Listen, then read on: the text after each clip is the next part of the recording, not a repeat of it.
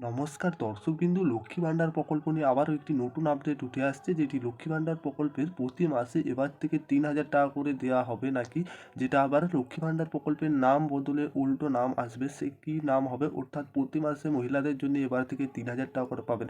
আপনারা ঠিকই শুনছেন, অবশ্যই এই নতুন আপডেটটি উঠে আসছে লক্ষ্মী ভাণ্ডার প্রকল্প নিয়ে।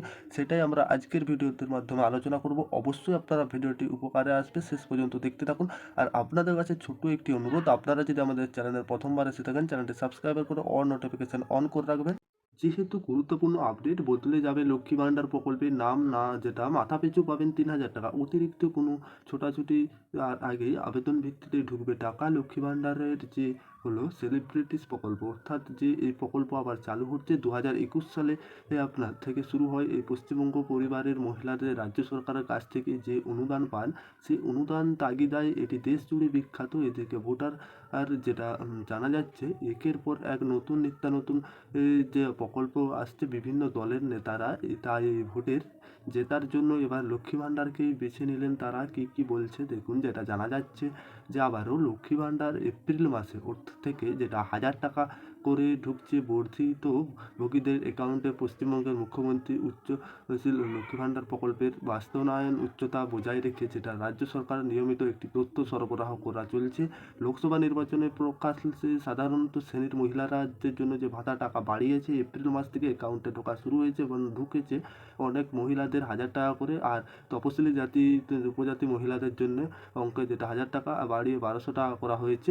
মুখ্যমন্ত্রী মমতা বন্দ্যোপাধ্যায় কোথায় তিনি আর দুই শ্রেণীর মহিলাদের মধ্যে যেটা বাড়াতে চান না, তবে সবাইকে সমান সুবিধা দিতে চান, অর্থাৎ যেটা জানা যাচ্ছে। অর্থাৎ এই এপ্রিল মাস থেকে এই ডবল টাকা বাড়ানো হয়েছে, অ্যাকাউন্টে সরাসরি দিয়ে দেওয়া হয়েছে এই বর্ধিত টাকা। কিন্তু ভোটের প্রতিশ্রুতি দিতে গিয়ে বুধবার বিজেপি শুভেন্দু অধিকারী আবার অন্য দাবি করে বসেছেন গুনে। যেটা জানা যাচ্ছে, রাজ্যের প্রত্যেকটি মহিলারা কড়কড়ে 3,000 টাকা করে দেওয়ার প্রতিশ্রুতি দিয়ে বসেছেন। তিনি এই টাকা পাওয়ার জন্য এই রাজ্যের বিজেপি ক্ষমতায় এলে হবে, অর্থাৎ যেটা শুভেন্দু অধিকারী বুধবার যেটা মন্তব্য করে জানিয়েছে যে 3,000 টাকা করে, অর্থাৎ এই লক্ষ্মী ভাণ্ডারে এই 3,000 টাকাটাই উল্লেখ করেছেন। এদিনে বিজেপির নেতা শুভেন্দু অধিকারী বলেছেন, আমরা যখন ক্ষমতায় আসবো তখন লক্ষ্মী ভাণ্ডারের নাম পরিবর্তন করে অন্নপূর্ণ ভাণ্ডার করা হবে। লক্ষ্মী ভাণ্ডারের বদলে অন্নপূর্ণ ভাণ্ডার করা হবে।